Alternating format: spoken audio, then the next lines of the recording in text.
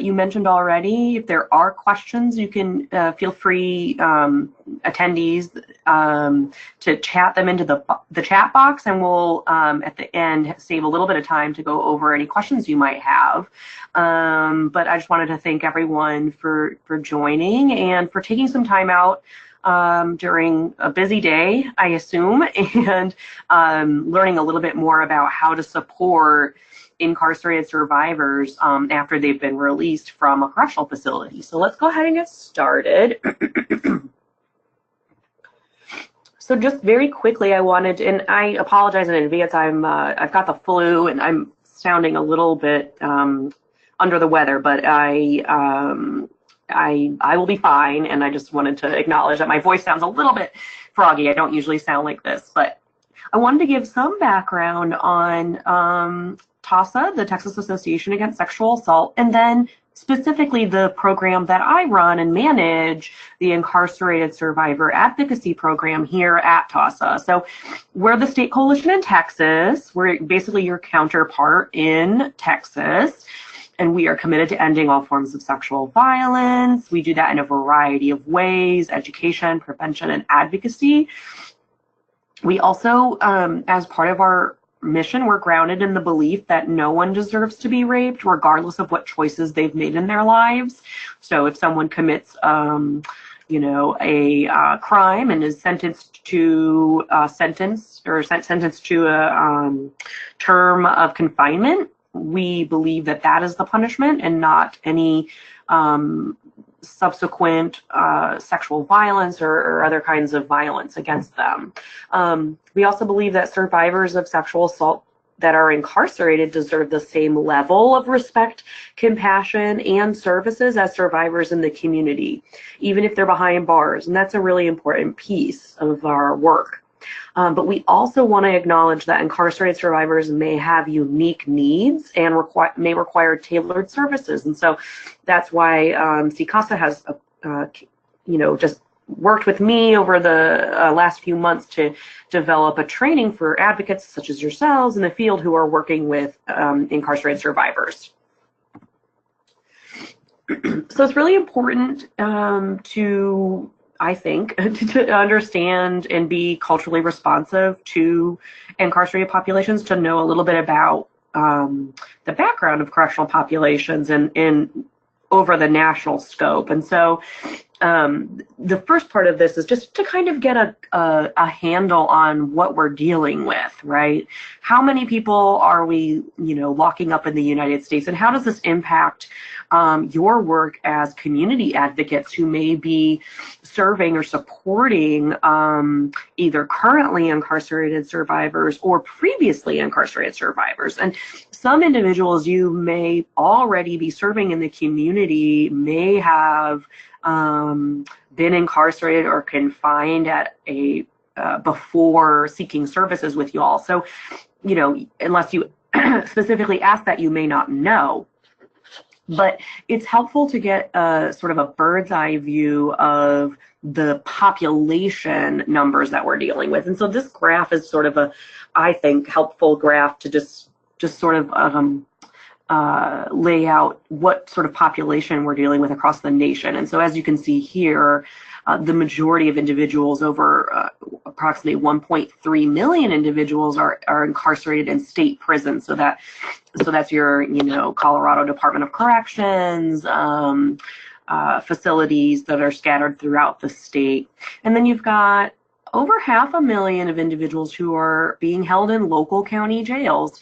You'll undoubtedly have a smattering of those in your state as well.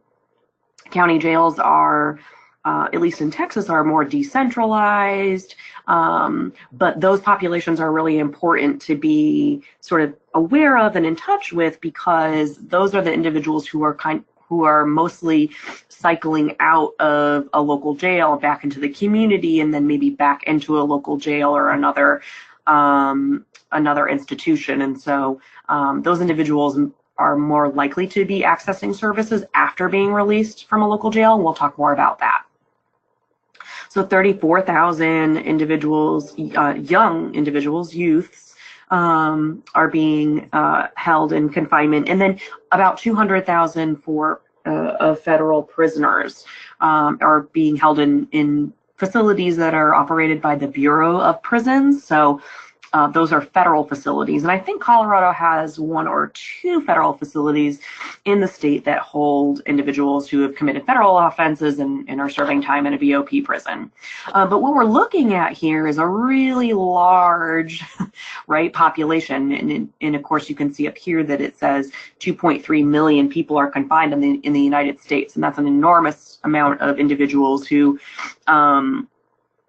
more than likely have a history of sexual violence, whether it's as a child or as a young adult, or have been sexually violated or abused or assaulted in a correctional facility. So we're talking about a very large population of individuals who have been through the criminal justice and legal system, and who may have specific needs related to that experience. So let's quickly go over some types of detention settings. This is really helpful, I think, from a service delivery perspective and as a service provider, to understand the different types of facilities where individuals are housed and confined, and then how individuals are released back to society from those facilities. And ultimately the goal, of course, is to get individuals back to the community and into services where they can heal and move on from the trauma that they've experienced in their lives. And so the goal here is to ensure that individuals and advocates in your program, your local program, have the tools they need to provide services to formerly incarcerated survivors. So learning more about where they came from is a really helpful place, I think. So we talked a little bit about the different facilities. We talked about prisons, and those could encompass the Bureau of Prison Facilities or the Colorado Department of Correction facilities, the county jails, lockups. Those are generally related to jails in that they are, like a 24-hour or 72-hour facility where someone is held and then released back to the community. Community corrections facilities. So those would be things like your halfway houses or reentry residential facilities, whereby people who are on probation or parole are staying. Typically they're in the community, but they are still being monitored and have curfews and have requirements that they need to meet in order to stay in those facilities. There's also tribal detention facilities. I believe there's one in Colorado. There may be more. Texas doesn't have any, so I don't have the expertise in working with tribal detention facilities, but I wanted you all as advocates to be aware that you may have clients who have served a period of confinement in a tribal detention facility. There's immigration detention facilities, which are operated by the ICE, so Immigration and Customs Enforcement, or the federal government, Department of Homeland Security. And then lastly, juvenile detention facilities, which are meant for individuals who are 17 years of age or younger, and those facilities are focused primarily on rehabilitation and less on punishment. But you may have individuals that you are serving in the community that have been confined in a juvenile detention facility. So it's important to know a little bit about how these different facilities work. So county jails, for instance, they hold inmates or individuals from a few hours to several years. So this isn't a facility where your long timers or your people who are doing like really hard time are going to be held. These are facilities that are meant to hold individuals who have not been adjudicated yet or sentenced yet. But of course, there's still many restrictions on movement, right? You can't just come and go from a county jail. You're staying there unless you're bonded out. There's typically limited programming available inside these facilities, so not a lot of access to mental health counseling, emotional support services, vocational or rehabilitative services, and that kind of thing. And it's meant to house individuals before they're sentenced, and then, you know, once they're sentenced, either they're released back to the community on community supervision, or moved to a state facility where they can spend the rest of their sentence, right? So county jails is a really critical piece of the correctional puzzle, because individuals who are coming into county jails are typically leaving rather quickly. And so that's important from your point of view as advocates, because if you have somebody that you're working with in a county jail, they may not be there for very long. And so it's really important to give them follow-up resources or other kinds of emotional support services and information that can be used in the community after they're released from county jail. So you may meet with them once and then they're already gone. And you want to make sure that you give them information about your program so that when they are back in the community, they can access services that way. Now with prisons, these are larger facilities, and these are for individuals who are serving more than a year. So, you know, they could be serving 20 years, they could be serving life, they could be serving 5 years, whatever it is. But individuals are typically going to be held in these facilities for longer periods of time, which means if you are providing services to incarcerated people, to survivors in prisons, you may have access to them more regularly than you would for someone in a county jail. But you may also have people coming to your local program who have been incarcerated in a prison, and that's important to know as well, so that you can deliver you know, culturally specific services to them. So prisons obviously have heavy surveillance. There's different levels of security typically at these facilities. And then there's typically programming and employment programs within the facility. So there may be vocational programs available. There may be group or individual counseling available. Each prison is sort of different, so you would need to you know, learn a little bit more about the specific facility and learn about what programs are available there. So community confinement facilities, we talked about these just a moment ago.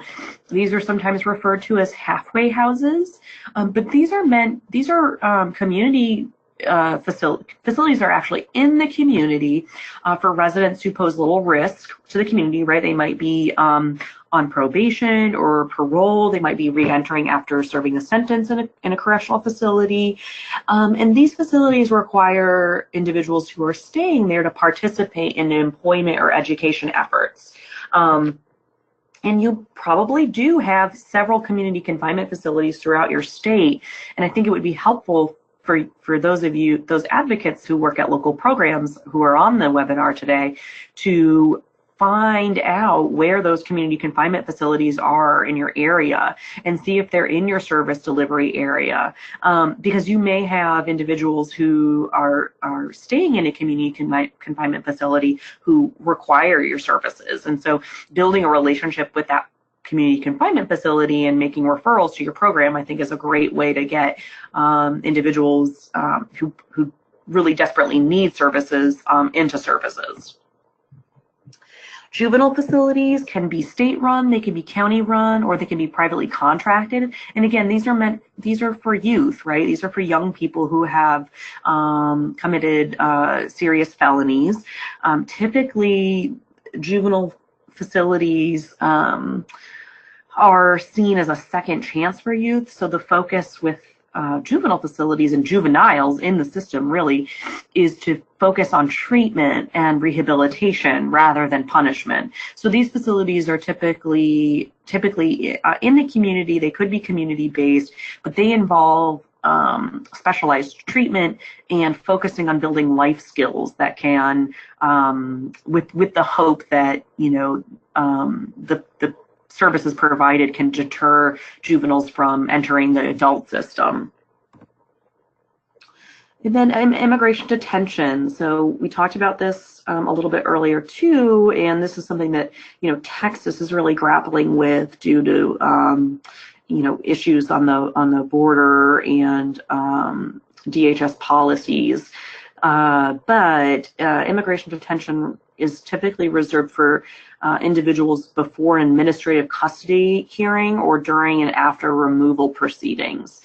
And immigration detention facilities are sometimes federal, sometimes they're private, and sometimes they're in contract with local facilities. So you may have individuals in county jails who are there on an immigration detention or detainer, but who are being housed in a local facility. So it's important to know with your clients as you serve them where they've been, what facilities they've been in, and what institutions they've encountered. This helps us understand, of course, their experiences and provide the most adequate and specific care to them. So I'd be remiss if I didn't talk about the rates of sexual abuse in detention. And we talked about the population, right, a little bit earlier.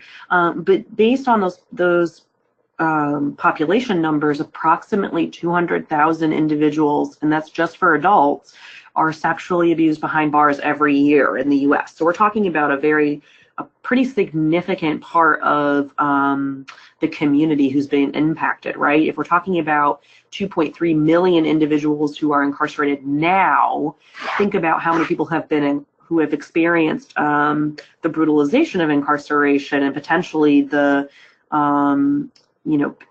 experience of being sexually abused, assaulted, or harassed while incarceration. If approximately 200,000 individuals are sexually abused every year, you can kind of extrapolate that to imagine that there are a significant number of people who are coming back into our communities who have been sexually abused while incarcerated and have not been, that abuse has not been either believed or hasn't been addressed. And so they're carrying this abuse back to the communities, which is, of course, not a healthy way for our communities to exist. So 1 in 10 former adult state inmates report being sexually abused while incarcerated. So 10% of individuals have reported they've been sexually abused. 15% of cisgender women, so women who identify as women, right, and both biologically and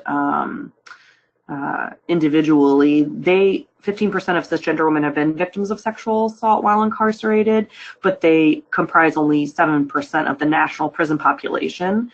I'm sorry, I kind of put those two together. 15% of cisgender women have been victims of sexual assault during their incarceration. Now, cisgender women only comprise 7% of the national prison population. However, they represent 46% of sexual abuse victims during incarceration. So there's a very high rate of sexual abuse on cisgender women in facilities across the country. And the rate of inmate-on-inmate sexual abuse and assault is approximately 3 times higher for women than men. So you're looking at, for that inmate-on-inmate sexual abuse number, 13.7% for women and then 4.2% of men. And so if you look at your populations in your service area, you may have facilities that hold men, you may have facilities that hold women, but you can kind of get an idea of the population that we're talking about here, especially as it relates to women, can be very high.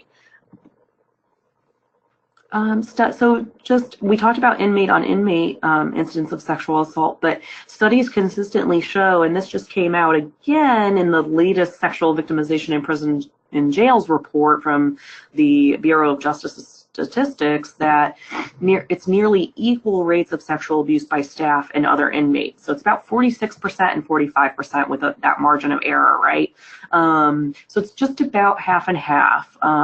So half of the sexual abuse committed inside correctional facilities is committed by other inmates, and the rest is committed, and the other half is committed by staff members. That's just important to know for a variety of reasons. But I wanted to give you guys that background on sort of the national data and a bird's eye view of the statistics and data we have available to us. I wish we had more information, especially state-specific information as it relates to sexual abuse in correctional facilities.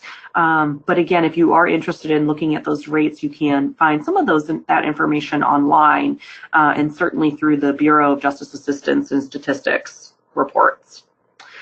Okay, so we're looking today, we want to talk specifically about release and reentry, and how do we support individuals who are being released from correctional facilities and specifically survivors, right? Survivors of sexual violence. So just so you all know that more than 95% of individuals who are sentenced to prison will be released back to the community. So the vast majority of individuals who are currently incarcerated, whether it's in a county jail, a state prison, a federal prison, or otherwise, will return to the community. So it's absolutely integral to our work as sexual assault survivor advocates that we focus on supporting individuals who are coming out of detention and getting the services they need, right? If they don't, this is part of prevention too, right? Like, we want to make sure that individuals who have experienced sexual violence, whether it was during childhood or during an period of confinement, that they get the intervention that they need to heal from those experiences. So people serving sentences in county jails, as I said earlier, are likely to be released even sooner back to the community. So sometimes people are held there for a few days, sometimes for a few weeks, and sometimes for, at least in Texas, a couple of years. But beyond that, they're typically coming into those facilities and leaving rather quickly. And when we talk about reentry, what we really talk about in the criminal legal reform community is that reentry begins the day someone has their first interaction with the criminal legal system. So typically that's during an arrest, but not once they leave prison. Reentry begins that day and should include supporting individuals prior to their release from confinement. That reentry process takes a lot of time and isn't just when they're physically released from an institution, but the day that they arrive there. And that most people released from prison are usually on some form of supervision, whether it's called parole or probation. Sometimes it's called community supervision. Typically speaking, there's somebody they're being monitored after they're released to ensure that they're going to appointments and going seeking out employment opportunities and other things that are critical to their reentry success. So it's helpful if you're going to be providing services to individuals who have come out of a institution to know what a prison experience is like, and this may be repeat information for some of you advocates out there that have been doing this a long time, but it's helpful, I think, just to go over quickly what the prison experience can be like. So first of all, as you might expect, high supervision, right? You have people who are supervising your every move. Your movements are tightly controlled. You don't have a lot of control over what you do or when you do it. Prisons can be dangerous places. We already know that. Physical and sexual violence from other inmates and staff is unfortunately common. And we can see that in the rates of sexual abuse each year, with those 200,000 individuals reporting being experiencing sexual violence. And that's not even talking about physical violence. But of course, violence exists on a spectrum, right? And so when physical violence is present, typically there's also sexual violence going on. Conditions inside these facilities are generally poor. So when we talk about conditions, we're talking about things like medical care, whether it's access to medical care or the actual medical care itself. Food and nutrition, and then general living conditions, whether it's heat or cold, or again, some of the physical or the violent conditions that exist in certain facilities. And then also, in most cases, there's very limited access to mental health treatment, including substance abuse treatment and counseling. So even if an individual wanted to access, let's say, emotional support services from a mental health practitioner at the facility that they are at, typically, there's very long wait lists. The mental health practitioners are overworked. They're probably underpaid. They've got caseloads that are enormous. And so, while there is treatment there typically, and it should be there under the Constitution, it's not always available to individuals that need it. And so that's just something to keep in mind as well. And, just to, this is something that you guys have seen before, but sexual abuse in detention is very much like sexual abuse in the community, in that it's about power and control. Unfortunately, it's part of the culture in many facilities, right? In detention facilities. This is something that we have to grapple with as a society. Unfortunately, prison rape and being sexually violated during a period of confinement has become almost synonymous with the American correctional system. And you've probably heard jokes and things related to that, which are, in my opinion, completely inappropriate. But sexual abuse, unfortunately, is part of the culture in many facilities. It makes facilities unsafe. It makes them unsafe for other inmates, and it makes it unsafe for staff, and it makes it unsafe for volunteers. So we know that ending sexual abuse in detention is a critical piece to ensuring that facilities are safer, not just for other inmates, but for all people that work and live there. And lastly, that the sexual abuse in detention is a combination of structural and interpersonal violence. I'm going to talk a little bit more about that. So structural violence, what is it? It's when the definition of it is when the rules, norms, or culture of an institution cause harm to people, including violations of human rights. So we've seen structural violence in a variety of different institutions, and certainly it's something we see very, very regularly in Texas correctional facilities, but this is something you can see all over the country in detention and correctional facilities. Now, interpersonal violence or direct violence occurs when one person exerts power and control over another through physical, sexual, or emotional threats or actions, economic leverage, isolation, or other kinds of coercive behavior. So this interpersonal violence that, this is something that advocates are very familiar with, they've seen with clients they've worked with in the past. This is something that can also, individuals, incarcerated survivors also experience at the hands of their perpetrators. Sorry, I'm just blowing my nose here. Okay. So I wanted to touch briefly on institutionalization.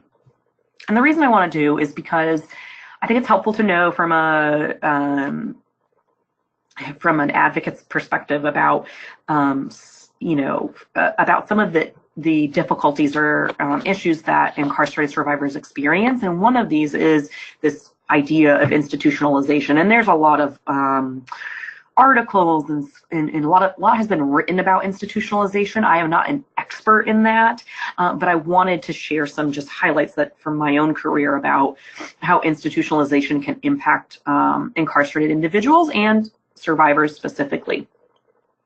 So the term institutionalization is used to describe the process by which inmates are shaped and transformed by the institutional environments in which they live. Now, institutionalization is not just an issue that impacts incarcerated people, right? There's other forms of institutionalization, like the military could be considered. Some people can become institutionalized by that. Mental health facility institutionalization, hospitals, etc. But today we're going to focus specifically on how confinement facilities contribute to institutionalization. So prison is painful, right? It's meant to be, and that's part of the punishment, right? You're taken out away from your family and your friends and your community and placed in a place that is not conducive to healing or enjoying life, basically. But that's part of the punishment, right? We take away those things, so that, you know, they can serve their sentence for committing whatever act they've committed. But prison is a painful experience, and incarcerated people often suffer long-term consequences, having been subjected to pain, deprivation, and extremely atypical patterns and norms of living and interacting with others. So this may be something that you see in clients who are coming out of after a period of incarceration, that these extremely atypical patterns and norms of living can interfere with their ability to interact with other individuals in the community and to coming back to the community in a healthy way. That's why, you know, part of why we see rates of recidivism, or rates of individuals returning to prison or county jails after getting out, is because of this institutionalization. It's very difficult to adjust back to sort of normal living after enduring long-term deprivation and that kind of thing during incarceration.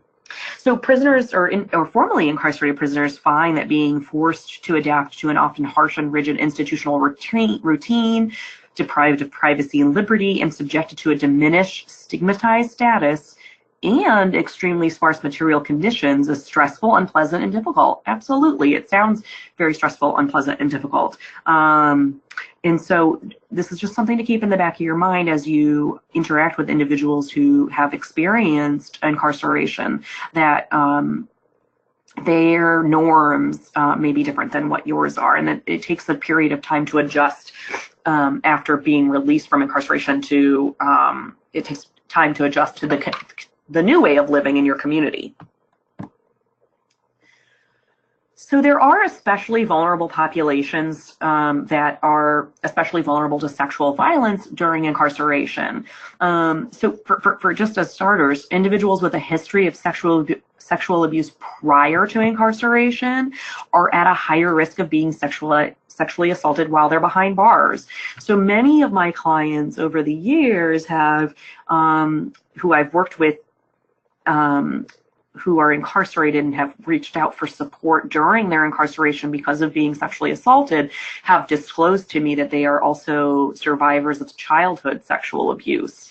So it's very common for individuals who experience sexual assault while incarcerated also have a history of sexual abuse prior to even becoming incarcerated, right?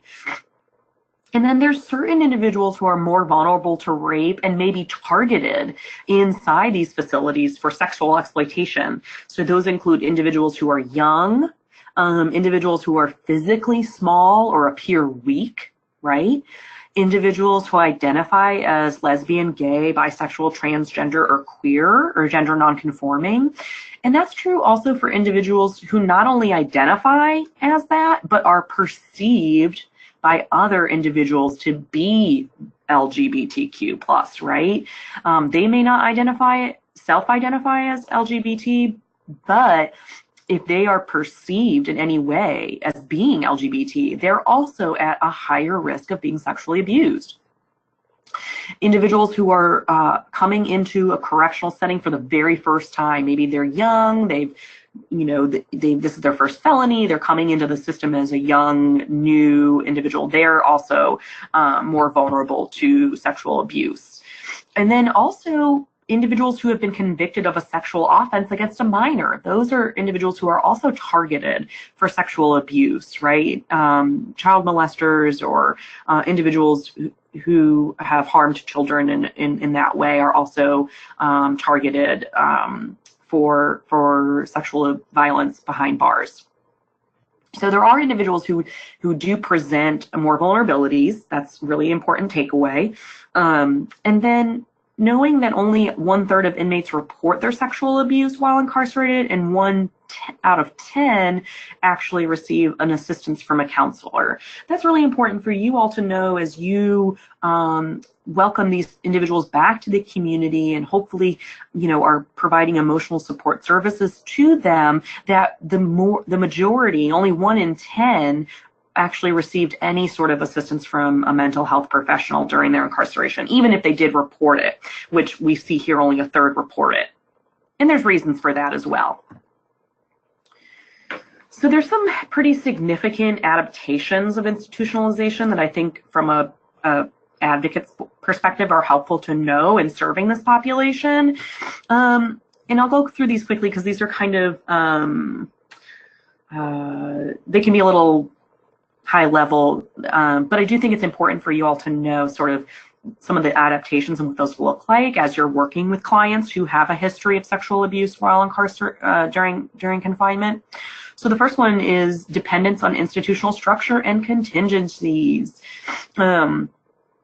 It may seem more or less natural to be denied significant control over day-to-day decisions. And in the final stages of the process, some inmates may come to depend heavily on institutional decision makers to make choices for them and to rely on that structure and schedule to organize their daily routine. And you'll see this as you start working with individuals in the community who have been incarcerated, whether it's at a county jail or a longer term facility, that, you know, they are very dependent on the structure and schedule of the institution they were released from. So they may be used to getting up at 4 a.m., eating breakfast, going to the law library at 6 a.m., sleeping, going to bed at, 7 or 8 at night. And these things can be very hard to adapt to once they're released back to the community. And this is just something for you guys to know as you're supporting these individuals, that dependence on structure is a really important part of how individuals feel safe, and it may interfere with your ability to provide them with the emotional support services that they need. And so finding a way to strike a balance with your client in acknowledging some of these adaptations is really important. So the second way people adapt is through hypervigilance, interpersonal distrust, and suspicion. So individuals who develop a prison mask, right? They put on that mask so that they can get through the very difficult, emotionally, physically, mentally difficult task of being incarcerated. But they risk alienation from themselves and others and may develop emotional flatness that becomes chronic and debilitating in social interactions and relationships.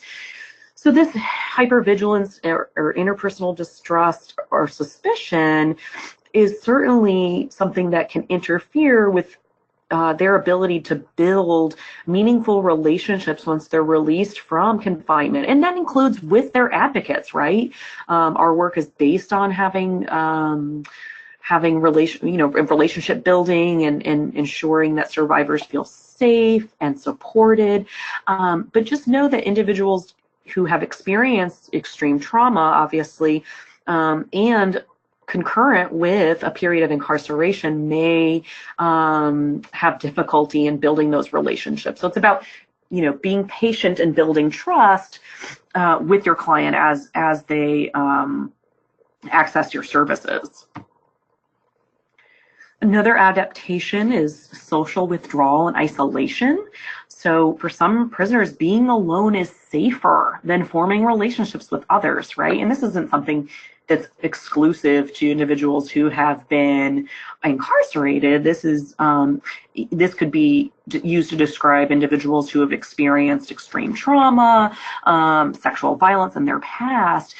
But the idea being that they would rather withdraw from society and isolate themselves than reach out and form relationships with others. So this is something that, we acknowledge as practitioners that is going to take a little bit extra work on our behalf, because we really need to instill in these individuals that isolation is not an effective way to heal from trauma, and withdrawing socially is not always a healthy way to deal with trauma. It is in some cases if they have toxic relationships, but on the whole, that we really need to ensure that our clients are being are building relationships with us and safe relationships so that they feel safer emotionally and physically in the community.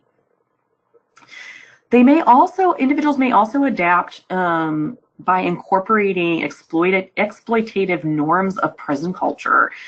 So when prisoners are typically given no alternative to culture to which, hold on, sorry, I reread that wrong, but prisoners typically are given no alternative culture to which to ascribe or in which to participate, right? Like they don't always have the ability to choose how to interact with individuals inside of a prison setting. And so since many institutions lack meaningful programming, these individuals are typically deprived of pro-social or positive activities in which to engage during their incarceration. So they may come back out to the community and incorporate some of these the exploitative norms they've used while in prison and bring them back into the community. And that's really important. In my opinion, it's very important that that doesn't happen, and that if it is happening, that these individuals are having are experiencing alternative cultures that they are able to participate in, like, for instance, one-on-one counseling with a certified rape crisis counselor, or group therapy where they can learn pro-social and positive activities that can help them reintegrate and engage with individuals once they're released from a correctional setting. So another adaptation is number 5 says a diminished sense of self-worth and personal value. I think that's pretty clear what that means. Individuals coming out of periods of incarceration often have a diminished sense of self-worth and personal value, and certainly individuals who have experienced sexual violence while incarcerated have a significant diminished sense of self-worth and personal value. Number 6, we're familiar with this one, right? PTSD, post-traumatic stress reactions to the pains of imprisonment, and the pains of not only imprisonment, but sexual violence during imprisonment. So one of the most negative consequences of institutionalization may first occur in the form of internal chaos. So internal chaos, disorganization, stress, and fear. And these are things we hear regularly from incarcerated survivors, that they often feel that there's, they're disorganized, that they're stressed out, that they're afraid.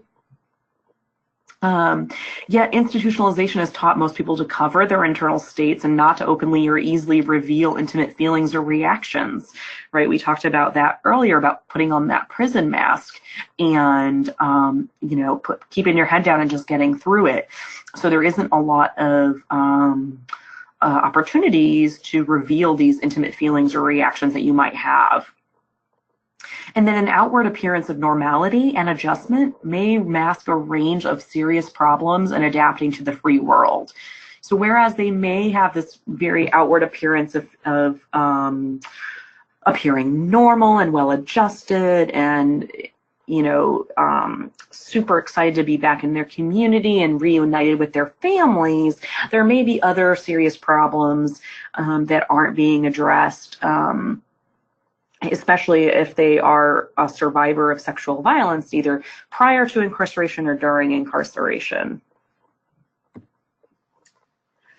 So there are some pretty significant needs of formerly incarcerated people, and I do want to leave time we are running out of time, so I want to kind of, I'm going to skim through these, but I just want you as advocates, community advocates, to know that individuals who are coming out of a period of incarceration have some significant needs, and these are among the most important needs. So employment is a big issue.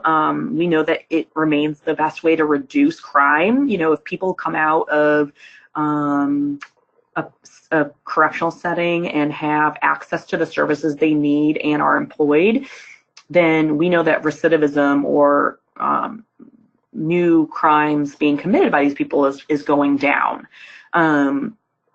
Transportation remains a significant barrier to employment. It will probably also be a barrier to individuals accessing your services. And I know many of you operate hotlines and other kinds of service delivery models. So it's important to share those with individuals who are coming out of incarceration. If they aren't able to get to your center but still want to access services, how can they do that? Housing is another one. And this is something you guys are probably like, yeah, well, this is a problem for a lot of survivors, not just people with criminal backgrounds. But I think it's still important to state that, you know, the needs are exacerbated after a period of incarceration because housing options for people who do not stay with family are very limited. So there may be an opportunity for them to live in a halfway house or another kind of housing arrangement, but oftentimes it isn't stable. And this can be difficult, of course, when you're working with clients who are coming out of confinement and who do not have stable housing to provide services. There are also significant mental and physical health needs. So a substantial number of prisoners, about 30 to 40%, have been diagnosed with a mental or physical health condition. And about a third of prisoners have been diagnosed with at least one chronic and or communicable physical or mental health condition. So you're talking about a population who's coming out who has not had access to mental and physical health apparatuses, right? Things they need, like regular doctor visits or regular dentist visits or access to emotional support services while incarcerated. So you may encounter individuals who are clients of yours who have significant mental and physical health needs, and you'll want to make referrals as necessary. And then substance abuse treatment, of course, you know, many individuals who are incarcerated have extensive substance abuse use histories.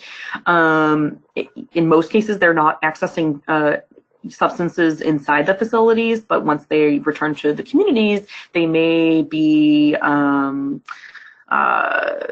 know, they may be wanting to seek out those substances. And so just know that this is an issue that also impacts clients who are coming out of confinement, and you may want to make referrals for individuals who do have a substance abuse need for a treatment program. Okay, so family reunification is another large piece. We know that strong family support before prison may reduce the likelihood of recidivism, and also strong family support after prison will reduce the likelihood of them committing crimes again. So some individuals who are coming out of confinement are very lucky in that they have family support, but many do not have that support. And so the family reunification process can take a long time. It may never happen in some cases, but you also want to you know, use family reunification, I think, as a goal. You know, if you're setting goals or safety planning with your client, this would family reunification or family support is a really important piece of that. Other needs that come up for individuals, and these may come up for you as you're helping clients who are coming out of a period of confinement, they may ask for things like legal assistance. They may need legal referrals for all kinds of different needs, and you are probably not likely to provide those legal services. So you'll want to make referrals as necessary. We talked about transportation and logistical planning. Child support is another critical need of individuals. So many people pay child support, or many people go to prison who are paying child support but don't modify their support order to reflect the lack of income. And so then when they get out, they have these enormous sums of money that are owed in child support, right? Even though they weren't making any money during their period of confinement. So just know that's another issue that can come up. It may not be in your area of expertise or your wheelhouse, but you can certainly make referrals or find other resources to share with your clients who have those needs. So there's a lot of common experiences between individuals who, survivors in the community and survivors behind bars.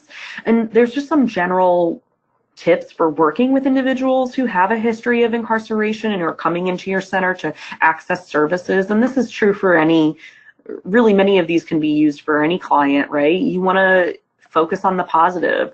Encouragement, strength-based approaches, and engagement helps motivate and form a trusting relationship between an advocate and a formerly incarcerated person or formerly incarcerated survivor.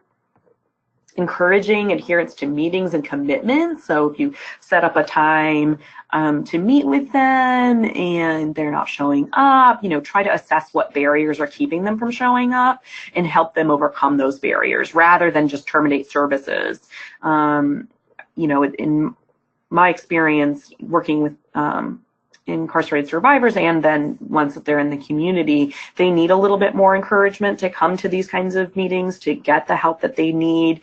I always find pivoting back to their desire to heal from sexual trauma, and that they deserve to be to be free from sexual violence in their lives is a really good way to kind of encourage them to come back and focus on their healing. And then you want to focus on the future, not the past. So unless the client brings up their time in prison, what landed them there, what they did to be there, it's really not, as sexual assault advocates, not our business to ask them, well, what did you do to get in prison in the first place? If they want to bring that up as part of their healing journey, then certainly support them as you would anyone. But I really believe that focusing on their future and not their past is a really critical piece in supporting formerly incarcerated survivors. You may find yourself taking the extra step in advocating. I find myself doing this all the time. So when appropriate, you could develop a relationship with their employer or landlord to help mediate potential future conflicts.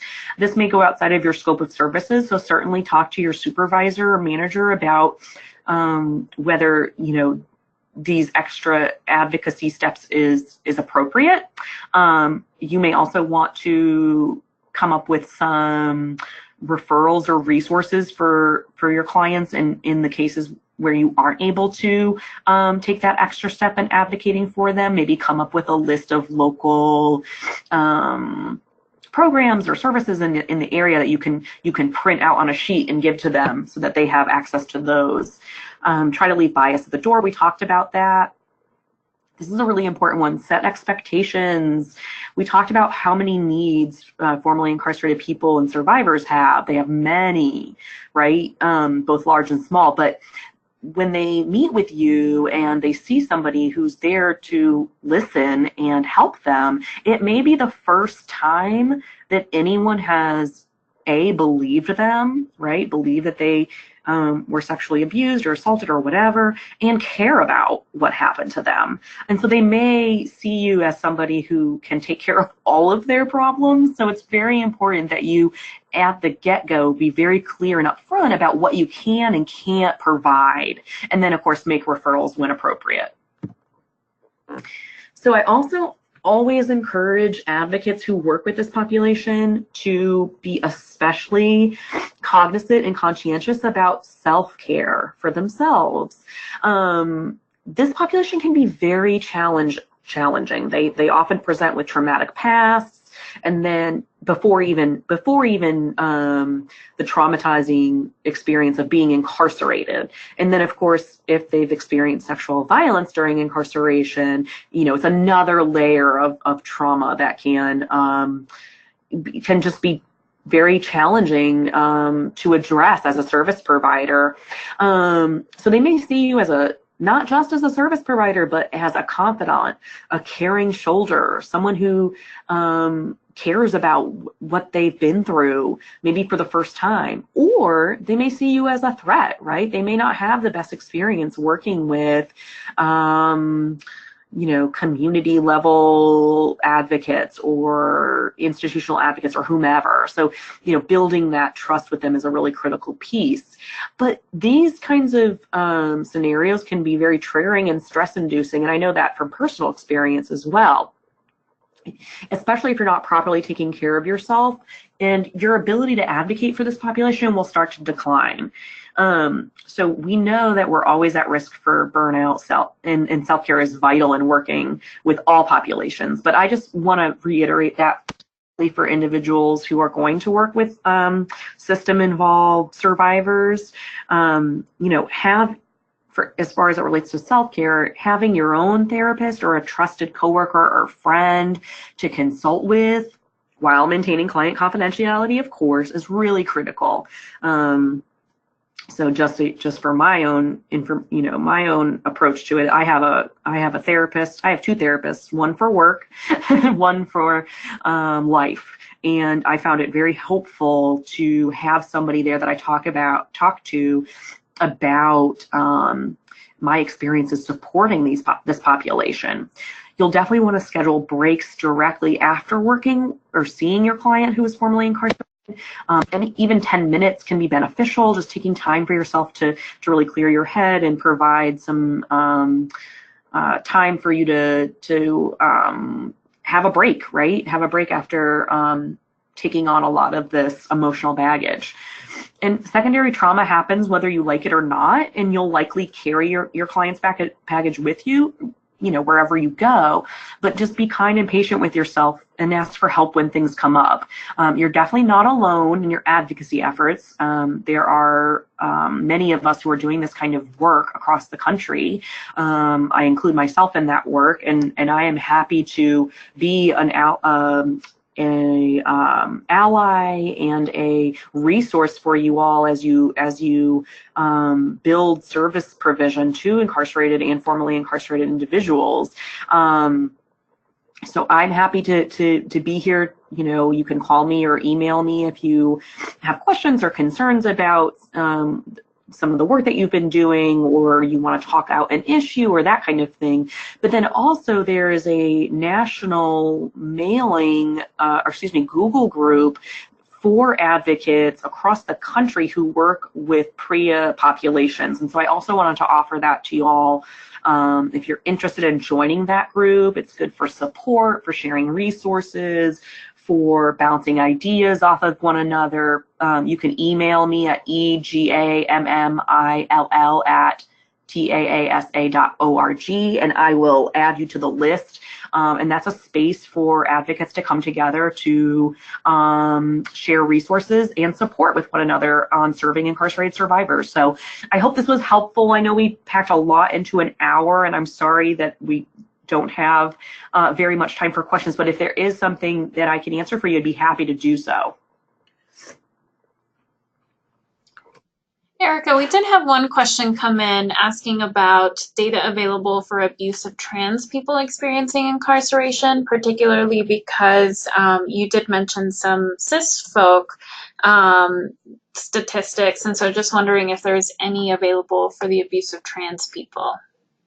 Yes, great question. So there is, and it just started to be collected as of this year. So previously we didn't, and by we I mean the Bureau of Justice Assistance and Bureau of Justice Statistics, didn't collect information related to rates of sexual violence on trans identifying individuals, but they just started to collect that information, and as you might expect, trans individuals who are in correctional settings experience sexual violence.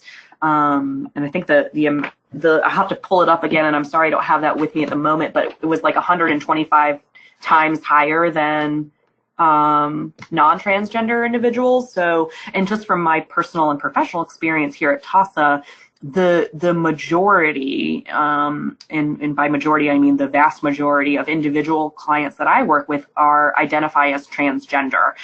So trans individuals in Texas and in a lot of other places are placed in facilities that, and I'm air quoting here, but quote, match, end quote, their either their genitalia or their birth certificate. And so trans women are being placed in men's facilities and of course being preyed upon. And so the rates of sexual violence for trans people is significantly higher than it is for cisgendered individuals. But again, they just started collecting that data. I'm hoping in the future that we will have more data sets on the experiences of trans people behind bars, not just with regards to sexual violence, but all kinds of different experiences. But that's something that we're learning more and more about as time goes on. So thank you for that question. Great, thank you, Erica. And it looks like at this time, that's the only question that has come in. Please feel free to type in those questions if you have them. Erica, is there anything else that you'd like to share with folks in wrapping up, just in case as they're asking their questions? Yeah, I mean, I think I will just repeat, like, if you, and again, I know most of the individuals on this webinar are community advocates. I really encourage you all to reach out to each other, to see CASA, and to me and others that are doing this work, so we can support you. You know, we're a community, and sort of on our and of ourselves, and we want to support you guys in serving all survivors of sexual violence. So if there's some way that I can be helpful, please share my email or phone number. You can contact me anytime. And then again, if you're interested in becoming a member of that group that I talked about, the Google group, let me know and I will add you. But we're here to support your efforts over the long haul. So I hope you will reach out and we can continue to support you in serving this population. Awesome. Thank you so much, Erica. That was so informational, so helpful.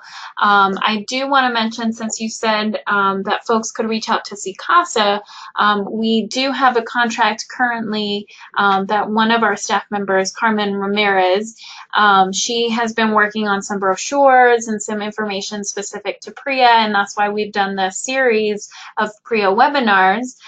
So we just recently received those finalized brochures. So if you'd be interested in getting some of that information, please do reach out to me, and I can send you some of those brochures for your agencies. With that being said, I don't see any other questions coming in. I just, again, want to thank you so much, Erica, for sticking out the flu to be here with us today. Again, very informative. And for everyone, any questions that you may have, please don't hesitate to reach out to Erica or to me, and I can get that to the appropriate person. Look out for a follow-up email here soon. I will have access to all of your emails at 1:30, so I will send that out to you around 1:30. That'll have the PowerPoint, and it'll have Erica's contact information, and it'll also have the link to the SurveyMonkey. So again, just a reminder, please fill that out. That is very helpful for us. We do have our next webinar scheduled. It will be April 17th from 11:30 to 12:30 Mountain Time. It will be by Vanessa, who's with an organization called Poderosa Voz, and it will be bilingual, and it's titled Centered on My Power, A Journey to Redefine Executive Presence and Authenticity. So everyone is invited to that as well, again, April 17th. And thank you again so much for being here, and we hope to see you at one of our future webinars. Thanks again, Erica. You bet. Everyone have a great rest of the week and a good weekend. Bye-bye. Bye. Thank you.